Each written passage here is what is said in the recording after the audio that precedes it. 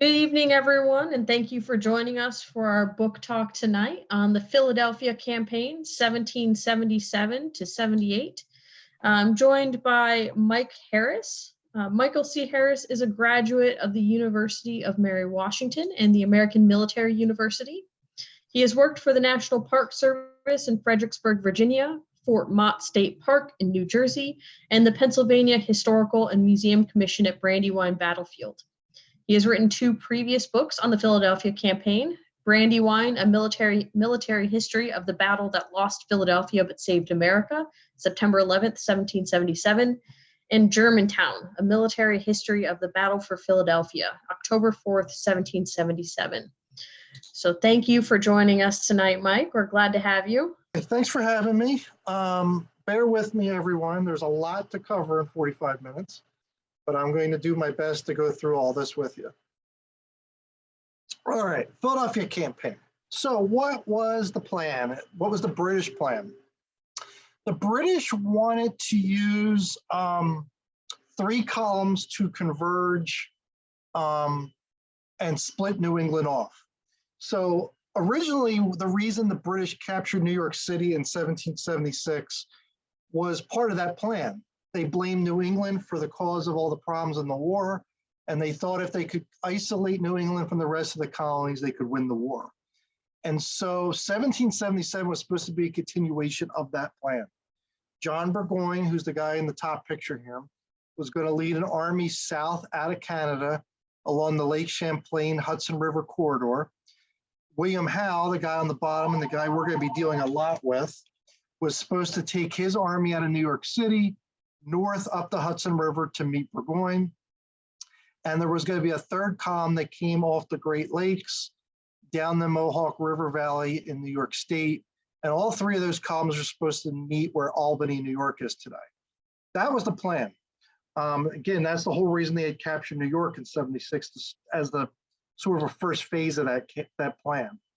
And it would have looked something like this. You would have had Burgoyne's column coming down from Canada, Howe's up from New York City, and then this third column coming down the Mohawk River Valley.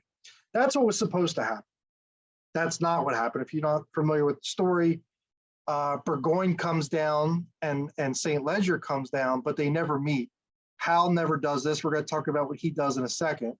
But Burgoyne gets stopped at Saratoga and loses those battles in September and October and surrenders his army in October. And Barry St. Leger's, this green column, they get stopped outside Fort Stanwix, New York, and they never make it to Albany. So none of this actually happens. Why? We can go into a lot of detail on this. If I had a whole night to talk just about this, we could. But William Howe chooses not to do that. He decides that the capture of Philadelphia is far more important than what had been the British plan for the previous 2 years. And he's going to take his army to capture Philadelphia. Now, when he informs the king of this, he says, I can get to Philadelphia and back to New York in time to do both. I can capture Philadelphia and return to the Hudson River to benefit Burgoyne's operations. That's what he promises to do. And as you see, as we move forward, none of that's going to actually happen. So what actually happens is, again, I already said this, but Burgoyne gets stopped at Saratoga. That's what's being shown here. St. Leger's stopped outside Fort Stanwix, being shown here. And William Howe, and what we're going to talk about tonight, gets involved with this operation down here. Okay, why Philadelphia? It is the colonial capital. It was the largest city in North America at the time, and it was the second largest city in the British Empire at that time, behind only London. But beyond being the colonial capital, southeastern Pennsylvania was a major production center for the Continental Army. There were powder mills, paper mills, shipyards, grist mills, a lot of iron production producing cannon, shot, swords, bayonets, and it was a major trade center for goods coming in from the Caribbean and goods coming in from Europe, which, from future allies. There's goods being smuggled into Philadelphia. And so it's logical you want to eliminate that as a base for the Continental Army. Okay. All right, so here's where they all start. This is how it begins in the early spring of 1777. Washington ends up here following the battles of Trenton and Princeton. So the famous crossing of the Delaware that we're all familiar with took place in December 1776. And they have those twin victories at Trenton and Princeton, and they move into these mountains of northern New Jersey around Morristown and go in the winter quarters. Washington then has to spend a significant amount of time building a new army. The army that had fought with him in 76 at Long Island and White Plains and Harlem Heights and Trenton and Princeton basically evaporated. Those regiments had 1 year enlistments, and those enlistments expired as 1776 came to a close. So he has to spend the winter and spring and literally through the summer building a new army, brand new regiments, brand new brigades, brand new divisions. He's basically starting over. Yes, some of the officers in the NCOs re-enlisted, but the vast majority of these guys that we're going to be talking about through this campaign had no prior experience going into the spring of 1777. And then the British were basically in garrison around New York City and along the Raritan River down here. So the campaign actually starts up in northern New Jersey, because obviously the shortest way to Philadelphia is to march overland to Philadelphia. And so you're going to get some maneuvering here in northern New Jersey. You're going to get a really minor engagement at a place called Short Hills on June 25th. But ultimately, William Howe, the British commander, can't get Washington to come down out of these mountains on the flat ground and engage him in a traditional European style battle. You can't do it. So by the end of June, he withdraws onto Staten Island, and he starts to load his army up onto the British fleet. Washington's spies are aware of this, and so he assumes that Howe's going to ascend the Hudson River. So he moves his divisions into the Hudson Highlands, not far from where West Point is and was then, in the blocking positions to prevent the British from moving their fleet up the Hudson River. And the British are going to end up, actually, I'm getting ahead of myself. So this is showing that movement out to Short Hills that I was just mentioning. So again, this is a fairly minor action involving Charles Cornwallis and the American General Lord Stirling. The British do kind of catch Stirling, but he's able to withdraw out of there before he loses too many guys. Again, that's June 25th. And it shows you the movement there. Okay, let's move on. Okay, so they're going to start loading on the ships. July 8th, they start. By July 8th, they've loaded them up. It's going to be 18,000 personnel. Now, that's not all combat troops. It includes support personnel, wives of some of the officers, sutlers. It's not all combat. It's just over 15,000 combat troops are going to be loaded. And it's going to be 267 ships. It's going to make it the largest armada until the Peninsula Campaign of 1862, when George McClellan moved his army to the York River for the Virginia, during the American Civil War. So it's a big operation. When he chooses to do this, he's basically leaving Burgoyne on his own up in upstate New York. We'll come back to that in a second. But he goes out to sea. And when they sail out to sea, Washington really doesn't know where they're going. When they sail out of New York Harbor, there is no real Continental Navy at this point to track 267 ships. They just don't have it. So when they disappear over the horizon, Washington really has no way of knowing where they're going. They could be going north to Boston or Canada. They could be going south, not just to Philadelphia, but Charleston, Savannah, etc. So Washington's going to have to wait quite a while to figure out where this fleet is going. And so they're going to place spotters all along the American coastline, hoping to catch a sight of the fleet and then relay that message to Washington's army. All right, so here's your departure. Howe actually kept his guys on the ships for a couple weeks, going through valuable food stores, waiting to make sure that things were going well for Burgoyne. On July 15th, William Howe gets the news that Fort Ticonderoga has been surrendered to Burgoyne's army coming down. If you're not familiar, Fort Ticonderoga is at the southern tip of Lake Champlain up in upstate New York. So Howe gets this news. He goes, oh, everything's good. Burgoyne must be okay. He doesn't need me. And he goes out to sea. And he starts heading south. All right, a couple weeks go by and they are going to enter Delaware Bay on July 30th. So down here, they round Cape May, New Jersey and enter Delaware Bay. When they get there, well, two things. This fleet was spotted passing Little Egg Harbor, roughly where Atlantic City, New Jersey is today. And that information got to Washington. And based on that information, Washington starts rushing the bulk of his division south through New Jersey. And they are approaching the Delaware River as the British fleet enters Delaware Bay. Now, Howe told the king he would only land on the Delaware River if he found out that Washington was still in New Jersey.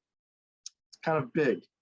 Again, I could do a whole talk just on this decision that's about to take place, but here's the gist of it. When they got here, this guy, Andrew Hammond, who was the commander of the HMS Roebuck, he was on blockade duty in the Delaware River. He's the senior British naval officer here when the fleet arrives.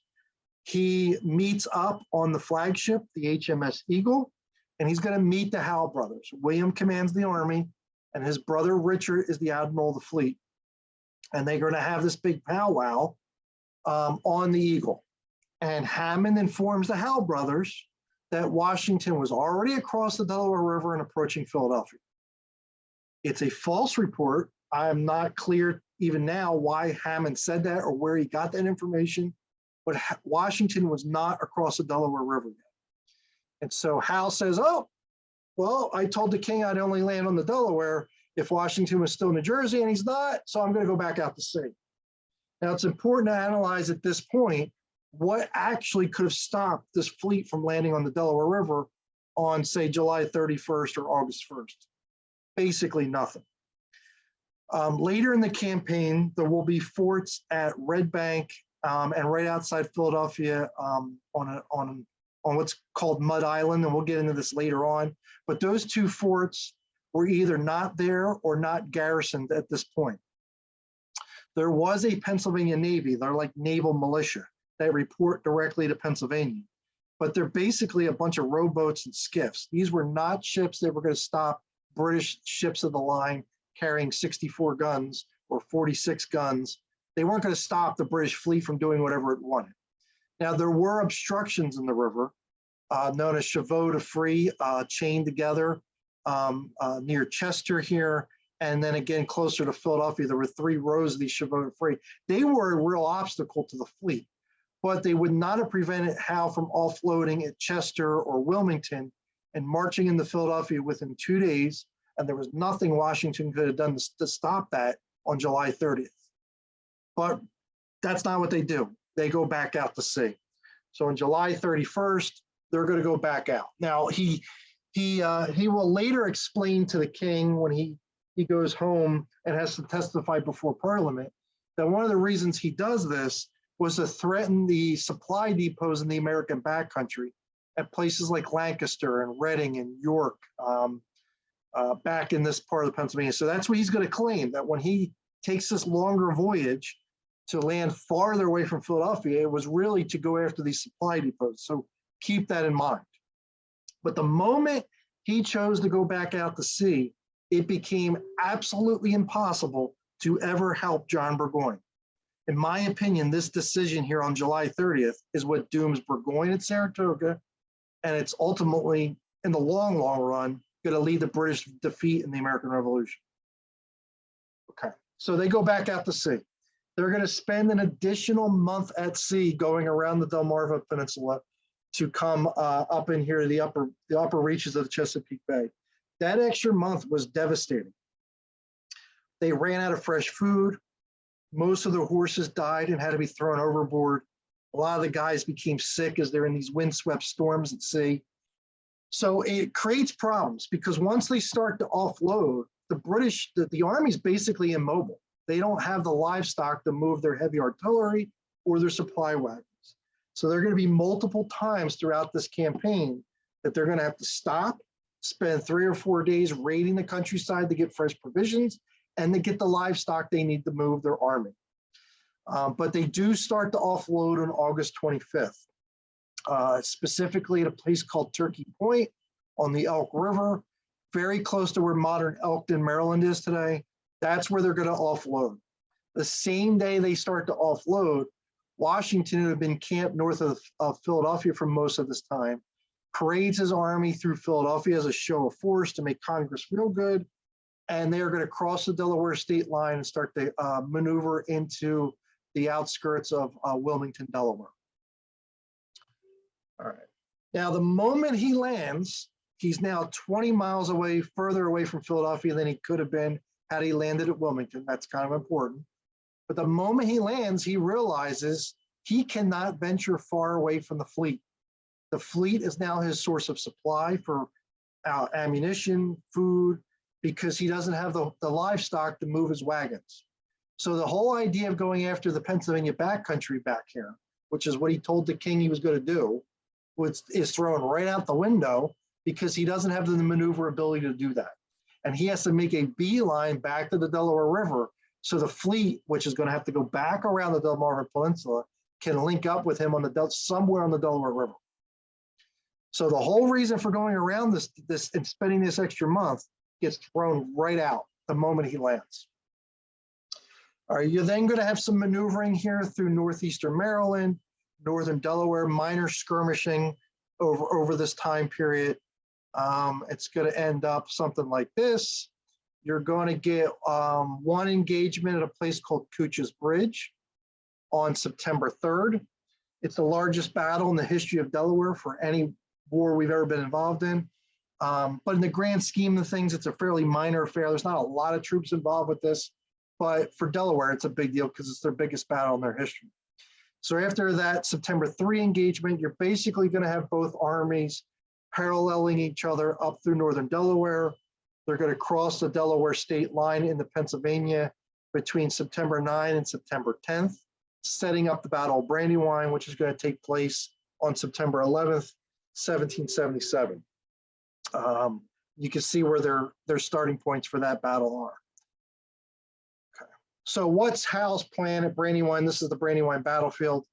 So just to give you a couple points of references for those of you that may be familiar, this is the Brandywine River here. Notice it splits. There's an east branch and a west branch. The major road that still exists that runs through this area is US Route 1, and that is known as the Great Post Road in the 18th century. That's the road running along the bottom of the map here.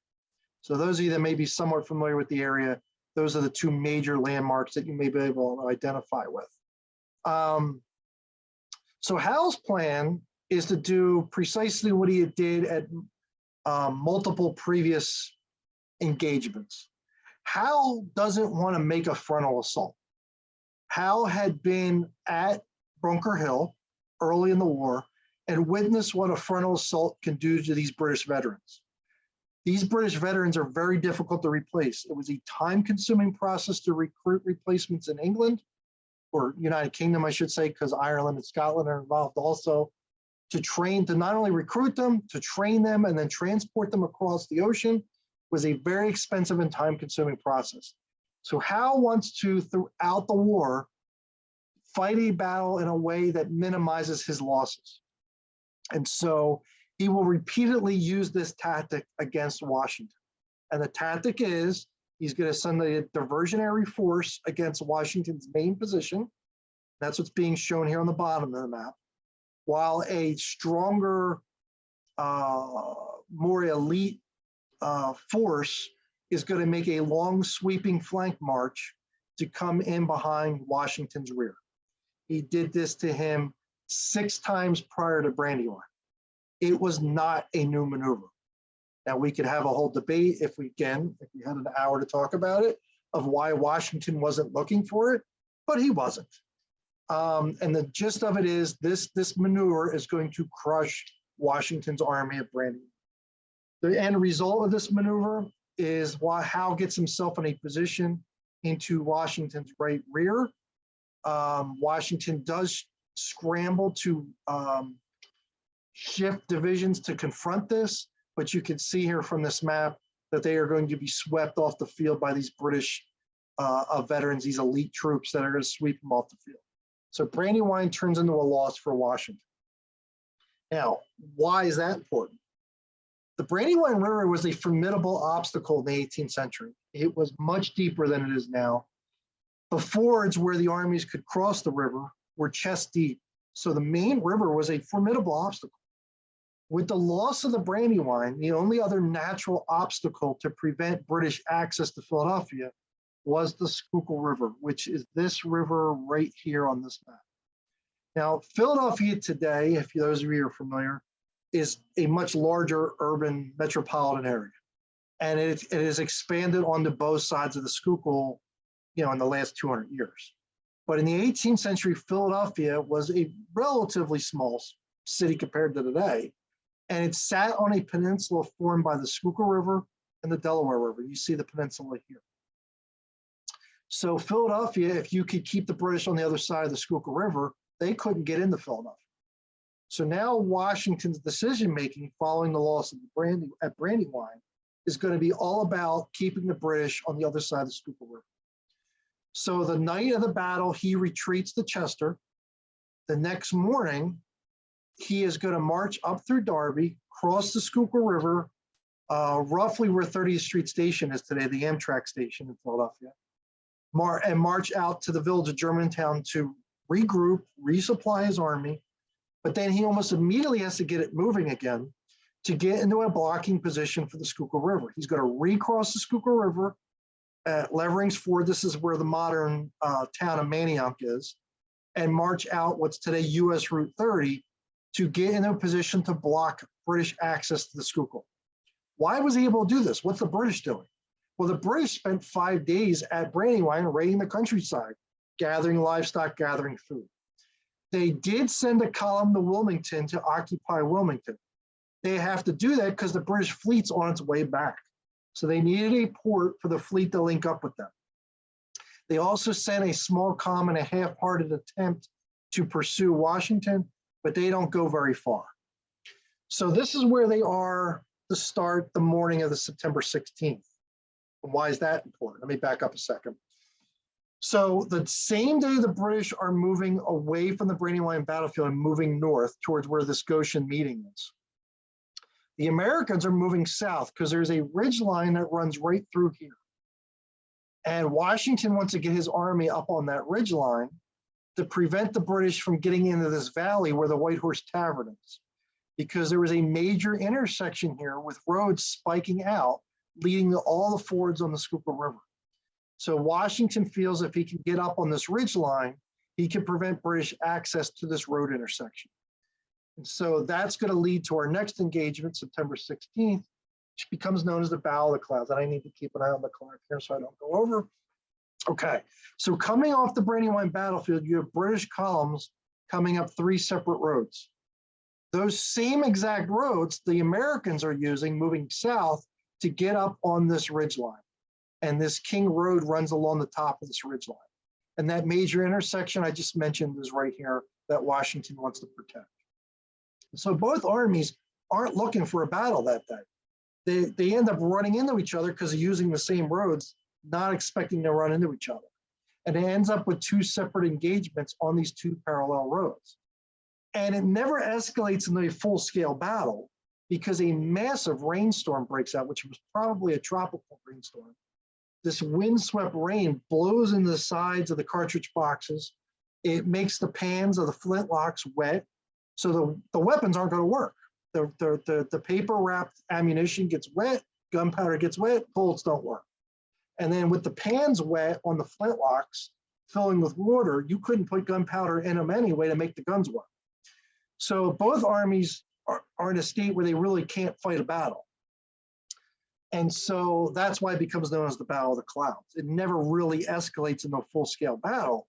But the problem it created for Washington is his ammunition is destroyed. And he needs to get himself to a new supply of ammunition.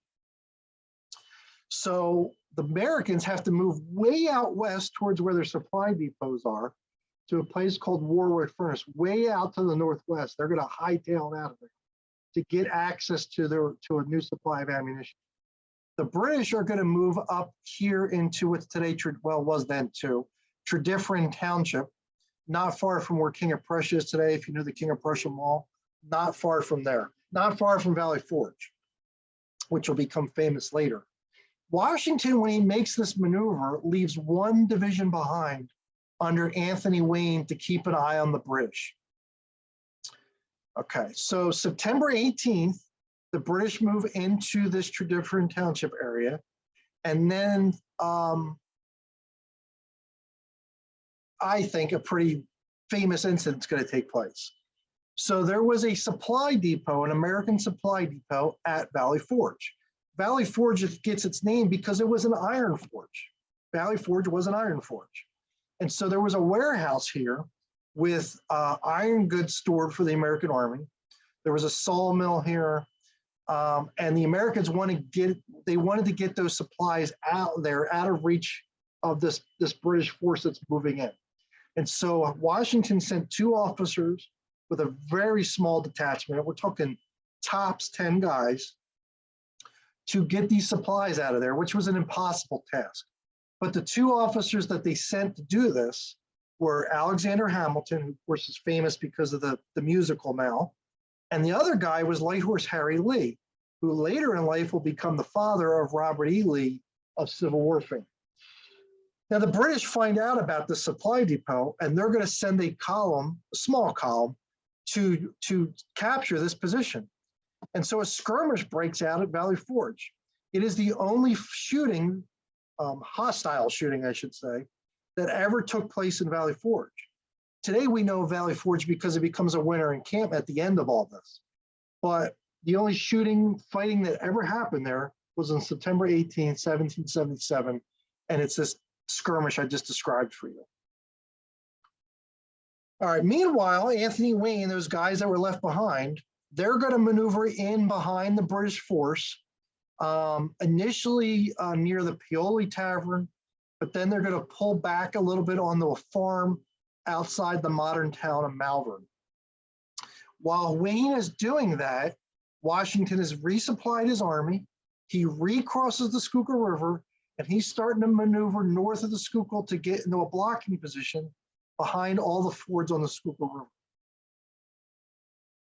Now, William Howe is patiently waiting for the water levels to subside on the Schuylkill River.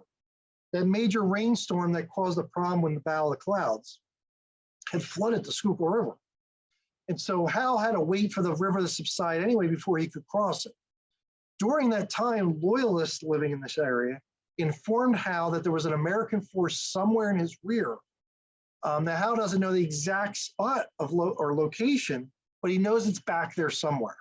So he doesn't want to maneuver up to the Schuylkill and attempt to cross the river with an American force behind him. He doesn't want to be crossing the river and then get attacked in his rear. So he needs to eliminate this threat before he maneuvers to the Schuylkill.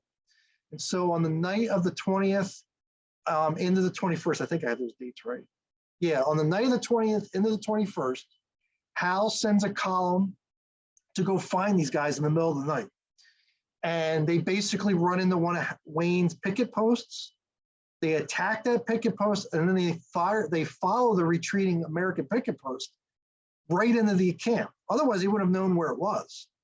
And so you end up with this engagement known as the Battle of Paoli or the Massacre of Paoli, because there's myths out there that the Americans were caught in their beds and burned alive in their beds. It's not true. Wayne was actually alerted, tried to get his division out of there, but an overturned wagon, or an artillery piece, I should say, blocked his escape route, causing his stalled column to get attacked. They weren't in a battle formation. But this battle of Paoli eliminates Wayne as a threat, and it's going to allow Howe to maneuver up to the Schuylkill River. When he maneuvers up here on the 22nd, he sends a column west, and Washington scouts pick up on that. And Washington panics because he's got to make a decision. If Howe is moving west, that threatens his supply depots out west. which are far more important to Washington than the psychological impact of losing Philadelphia. So Washington has to make a decision. Do I protect Philadelphia, or do I protect my supply depots? And Howe's diversionary maneuver to the west freaks Washington out.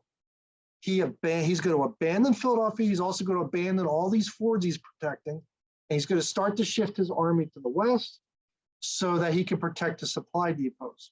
When he does that, Howe basically backtracks because now Washington's pulled away from the Schuylkill, and he crosses the Schuylkill River on September 23rd, unopposed, and now he has maneuvered his army between Washington and Philadelphia, and there's nothing Washington can do about it at this point. So on September 25th, Howe moves his army into the village of Germantown, which it's kind of important to realize that Germantown was a village back then and not part of the larger metropolitan area that Philadelphia is now. It's now been engulfed by the city, but it was a separate village then. And on September 16th, he sends a column under Charles Cornwallis to officially occupy Philadelphia, beginning the 9-month occupation of the city. Washington now starts to inch closer into the British because he's going to have to do something. He's starting to come under scrutiny by Congress. There starts to be rumblings amongst congressmen and some of his officers that Washington's not cut out for this. By this point, Horatio Gates has won the first Battle of Saratoga. And so Washington needs to do something to prove his worth. And so he's inching in towards the British to launch an attack. And by late September, he has positioned his army on the Methacton Hills northwest of Philadelphia, within striking distance of the British camp at Germantown. And so he's going to decide to launch an attack. So Washington scouts and spies have informed him that the British force camped at Germantown is not the same force that attacked him at Brandywine 3 weeks prior. Howe has had to make several detachments from his army. He has sent troops to Wilmington, Delaware as a garrison. He has sent troops to Chester, Pennsylvania as a garrison. He has sent a large force in to occupy Philadelphia. So the army he has camped around Germantown, or the force he has camped around Germantown, is a shadow of the force he used to attack Washington at Brandywine. Washington has received reinforcements in the same time period, replacing his losses from Brandywine.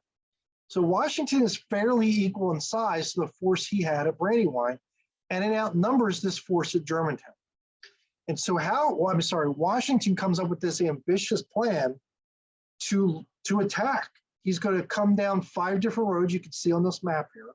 They're going to leave on the night of October 3rd. They're going to march all night on these 5 separate roads with the hope of hitting the British camp from 5 different directions simultaneously. That's very ambitious. To do that without modern GPS, no cell phones, no radios, nothing, to maneuver on 5 different roads and pull that off. And the shocking thing is, they do pull that off. They launch an attack and they completely catch the British off guard, and they are very successful to begin the battle. And you can see here from this map how they crush the whole right wing of the British camp and drive it back. There was a lot of initial success going on. What goes wrong is during the confused driving back of the British, there was a lot of fog that morning. There was a lot of black powder smoke mixing with that fog. And 2 British companies, literally like 50 guys, ran inside of this house in the confusion to protect themselves from getting captured. And that house is right here on the map. It's Cliveden. It was a country estate for a pre-war royal appointee to the royal government of Pennsylvania. And these guys barricade themselves in that house. And they start to cause problems for the rear echelon areas. And Washington has to make a decision. Do we eliminate this threat, or do we just stick some guys here to keep an eye on them and continue to pursue the initial success of the attack? And there's a huge debate amongst Washington staff officers about what to do. And the debate basically comes down to the result of that debate is they initially summon these guys to surrender. They shoot the guy with the white flag, mortally wound him. So that didn't work. They try to pound this house with artillery, but these are thick stone walls, and that doesn't work. They try to charge into the house with infantry. That doesn't work. They try to set the stone house on fire. Clearly, that's not going to work. And so there's a lot of chaos occurring behind these frontline troops. And in the smoke and the fog, these frontline troops hear all this noise, and they start to peel away from their contact with the British force and reverse course and head towards this chaos. And that allowed the British to regroup, reform their lines, and counterattack and drive the Americans away from their initial success. And that's what's being shown here on this map. So the Americans ultimately lose this battle, but it showed that, you know, Washington had some gumption. It was the first time in the war that Washington launched an attack with his main army against the main British army. Every other battle of the war, he either fought defensively or he had launched an attack against a British detachment, like he did at Trenton and Princeton. There was warring attacks against the main British army. But with this loss, there's really only one avenue to success now for the American army. So even though the British had occupied Philadelphia, let me check my time here. Even though the British had occupied Philadelphia, and on this map, Philadelphia is just off the top right corner of this map. For those of you that may be familiar with the area, the Philadelphia Navy Yard today is right in this area right here, is where the modern Philadelphia Navy Yard is, for those of you military people out there. And the Philadelphia International Airport today sits right, oops, I just hit the wrong button, sits right here. The Philadelphia Airport is right here. So if you have ever flown into Philadelphia and looked out the window, you may have seen this fort. It's still there. Okay. So Washington's only path to success at this point is prevent the British shipping with all of its food and supplies for the British Army from getting into the docks at Philadelphia, which was becoming a problem because as October stretches on and you start to get into November, the British are desperate for food, as are the civilians in Philadelphia. As Washington was retreating across southeastern Pennsylvania, he ordered all the grinding stones from the grist mills in the areas removed. So wheat and oat could not be converted into flour to feed anybody. Washington basically stripped the countryside so the British Army wouldn't have access to the foodstuffs. And so opening up access to the river by the British Navy became crucial to Washington, to Howe not being starved out of Philadelphia. Had what I'm about to describe for you worked, Washington may have been able to starve the British out of Philadelphia, much the way he did at Boston earlier in the war. That's kind of how this is going to play out over the next 6 weeks following the loss of Germantown. So there were 3 fortifications by this point. They had built a fort at Billingsport, a small earthwork, and they had a militia garrison there. They have now built another fort on the New Jersey side called Fort Mercer, named after Hugh Mercer, who had been killed at the Battle of Princeton. And soon there will be 2 Rhode Island Continental regiments placed there. They have also garrisoned Fort Mifflin at this point. Now, what you need to know about Fort Mifflin, if you've ever been there or you've seen pictures of it or you've flown over it, it looks far different today than it would have in the 18th century. Fort Mifflin in the 18th century had a stone wall on the 2 river sides, and then they built a wooden palisade on the land side. And then they garrisoned it with a mixture of militia and Continental regulars. There was also obstructions sunk in the river between Fort Mifflin and Fort Mercer, and another row of obstructions sunk in the river between Billings Island and Billingsport. So for the Navy to open up access, they have to remove the obstructions in the river. They can't do that until these fortifications are eliminated as threats. because if they start to send boats to remove these obstructions, the cannons in these forts are going to shell those boats and prevent the removal of those obstructions. So that now becomes Howe's maneuver. Eliminate the fort threats so they can remove the obstructions. The first fort he's going to focus on is Billingsport. And this operation actually took place 2 days before Germantown on October 2nd. I know I'm getting close to my time here, so I need to speed up. They're going to send a column detachment from the Army to Chester. That detachment's 2 regiments. It's the 10th and the 42nd afoot. They're going to be ferried across the river. They're going to march inland and then up this major road here. They're going to skirmish with some New Jersey militia here, drive off that New Jersey militia, and then move in to the fortification. The Pennsylvania militia that was in this fort realizes they can't withstand 2 regiments of British regulars, and they jump into a bunch of boats aided by Continental Marines, and they are ferried over to Fort Mifflin, abandoning Fort Billingsport, therefore giving that first fortification to the British. That will then allow them to spend the next 2 weeks removing these obstructions near Billingsport before they can even start to work on the forts up here. All right, so now with Billingsport eliminated, they are now going to focus on Fort Mercer and Fort Mifflin. But the operation of removing the obstructions is taking forever, at least in William Howe's opinion. So he sends engineer officer, John Montresor, an engineer officer, supported by British grenadiers to start building land batteries, basically where the Philadelphia airport is today, to be able to shell Fort Mifflin from the land side. That's going to take a while because the Americans flooded these islands. And so these guys are working in water up to their waist, mud up to their knees, trying to build these batteries on the dikes.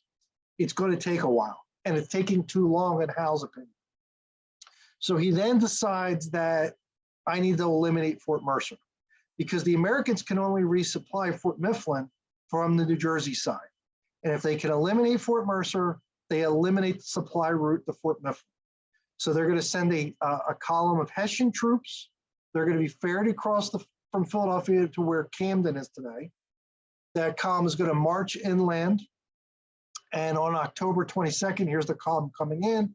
They are going to assault Fort Mercer. And miraculously, the 400 and some Americans of these 2 Rhode Island regiments are going to repulse 4 regiments of Hessian Grenadiers. It's a shockingly lopsided American victory. It is the only American victory of the entire Philadelphia campaign, but these Hessians are bloodily repulsed. So with Fort Mercer standing, Howe now has to entirely rely on the Fort Mifflin operation. And so it's going to take a while, but once these British land batteries are in place, by that time, we're now talking, we're now into like the first week in November. The British have removed the obstructions at Billingsport. They have moved their heavy warships up to the row of obstructions up here. They can't get through them yet, but they're within shelling distance of Fort Mifflin. And on November 10th, the 5-day siege of Fort Mifflin begins, with batteries opening up from the land side and British naval guns opening up from the riverside. And you get this cacophony of sound rippling across the Delaware, heard miles away. It's the largest artillery bombardment in America until July 3rd, prior to Pickett's charge at Gettysburg in 1863. It is a massive amount of metal poured into this fort. And the fort is literally obliterated. There's nothing left standing. It's a pile of rubble. The American defenders huddle in the rubble, but they do not surrender. But they have no guns left mounted by the end of this thing to respond. They're just being ripped apart. When the British occupy the island, they find body parts all over the place. It's a heroic 5-day period for the Americans, but they don't surrender. On the night of November 15th into the 16th, they leave the garrison flag flying above the fort, or the remnants of the fort, and they row across Fort Mercer, abandoning the fort, but they don't actually surrender it. It's kind of a moment of pride to not actually surrender the fort. But once Fort Mifflin fell, it was virtually impossible to maintain the hold on Fort Mercer. The Americans eventually evacuate that, and when that happens, it's going to allow the British to remove the obstructions here and move their supply ships up to the docks of Philadelphia. And so that pretty much ends the major fighting for the Philadelphia campaign. I'm in the home stretch here. The one last operation that's going to happen is William Howe wants to take one last shot at eliminating Washington as a threat. By mid-October, when all that river stuff was happening, Washington has maneuvered his land army onto a series of hills in the White Marsh area here northwest of Philadelphia. And Washington wants to take one last shot at trying to defeat Washington in a land battle. And he's going to march out a large portion of his army from December 4th to 8th to engage Washington like this. And there are a series of engagements here in this White Marsh area, but none of it really sucks Washington into a major combat. And Howe's going to abandon that effort and march back to Philadelphia. And again, you get a series of engagements here. And that's what this is showing here, because I'm trying to wrap this up here. But there was multiple engagements here over that 4-day period. And that's what these arrows are showing. Once that happens, Washington needs to find a place to go in the winter quarters. And he's trying to make a decision on where to do that. But he knows he has stripped this area. The army had been camped here for 5 weeks. And they had stripped this area of firewood, supplies, whatever food was still around. So he couldn't stay here. So on December 11th, he wants to cross onto the south side of the Schuylkill to look for a new area to camp. And while he's in the midst of that maneuver, his advanced elements, Pennsylvania militia, run into a British force that Howe has sent out looking for its own food under Charles Cornwallis. And you're going to end up with a engagement at a place called Matson's Ford. This is where Conshohocken is tonight on December 11th. This is a relatively minor engagement, but it was the last engagement of the Philadelphia campaign. That's December 11th, 1777. Following that, Washington again has to find a place to camp. Obviously, the British are going to winter in Philadelphia, but Washington is going to eventually decide upon a series of hills surrounding Valley Forge, because he can't be so far away from the British Army that they can just roam the countryside stealing whatever they want. He also can't be so close to the British that they can launch another attack at him. So he had to find a happy medium ground, and that happy medium becomes Valley Forge. And very current research, and I'll just finish with this, included in an article I wrote a couple years ago. The prevailing thought is Washington and Valley Forge with just 11,000 men. But I've done some very current research on this, and it's at a bare minimum, it was likely higher than this. At least 19,000 men marched in the Valley Forge with Washington. It was likely higher. I can't prove that, but I could prove 19,000 were with them, making it a much larger encampment than previously thought. And that encampment began on December 19th, 1777, and that is how the Philadelphia campaign came to an end. That was a lot. Here's my contact information. If I do tours, these are my books. Any of them, you can get a signed copy from me if anybody's interested. But I'm sure there's questions I need to deal with, so let's move on to that. Okay, thank you, Mike. That was very informative and detailed. It's great to show how the Army ended up in Valley Forge, which was, as we all know, a very pivotal moment for the Continental Army. So we have one question here that I think is just fun, so we're going to go with it.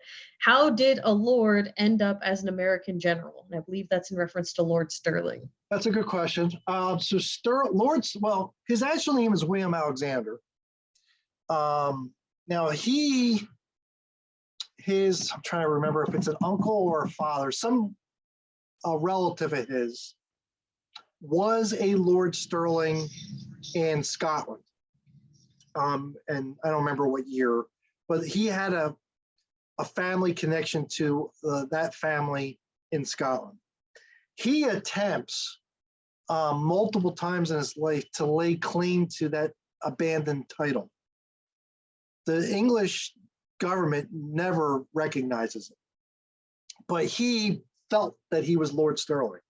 So he refers to himself as Lord Stirling. His correspondence is labeled as Lord Stirling, but it was never officially bestowed upon him. I use Lord Stirling because every book you read about the Revolution, that's how he's referred to. His actual papers are referred to that way, but his actual name is William Alexander. So hopefully that answers your question. It's a good question, actually. Perfect. Okay, so next question. Did the colonists know the movements of Burgoyne's plans? The colonists do, because they have an army up there. So initially, it's mostly a militia army of New England militia and New York militia operating in that Hudson River, Lake Champlain corridor. So they're very aware of what's going on. In fact, there were Continental regulars stationed at Fort Ticonderoga. They obviously have to abandon that fort. So that information is being leaked back. And so Washington is going to end up having to send quite a few troops up there. There's no New England troops with Washington until late October. The army he fights around Philadelphia with was New Jersey, Pennsylvania, Maryland, Virginia. None of the northern brigades were down here. So all those units, the Massachusetts brigades, the Connecticut brigades, the New Hampshire brigade, they were all sent to deal with Burgoyne. And that's who's going to fight Burgoyne. So they're very aware of what's going on up there. And then when Burgoyne surrenders in mid-October, that freed up a ton of Continental troops to reinforce Washington's army, which is why at White Marsh, so he fights Brandywine with about 17,000 troops. He's going to fight Germantown with about 16,000 troops. That White Marsh operation I detailed at the end, he has 24,000 troops at White Marsh because all those brigades from up north after Saratoga came south and joined Washington's army. Thank you again, Mike. This was great to have you. We really appreciate you sharing all of this info with us. And you mentioned to me that the book is going to be on sale very, very soon, correct? It's out there. Like, so I have a copy. Like, here's my copy, or one of my copies. So you can right now order direct from Casemate Publishing. You're more than welcome to email me. I put my email up there. I can send you a signed copy if that's of interest. But it will eventually get released into Amazon. Barnes & Noble is supposed to be carrying it. I just don't think they have their copies yet. So that's what I know at this moment. Yeah. Perfect. So if you would like to get a hold of that, you can go online and see where you can find it, or you can, as Mike said, just email him. But thank you again, Mike. This was a great discussion. Thank you everyone for joining us, and we hope to see you at a program in the future.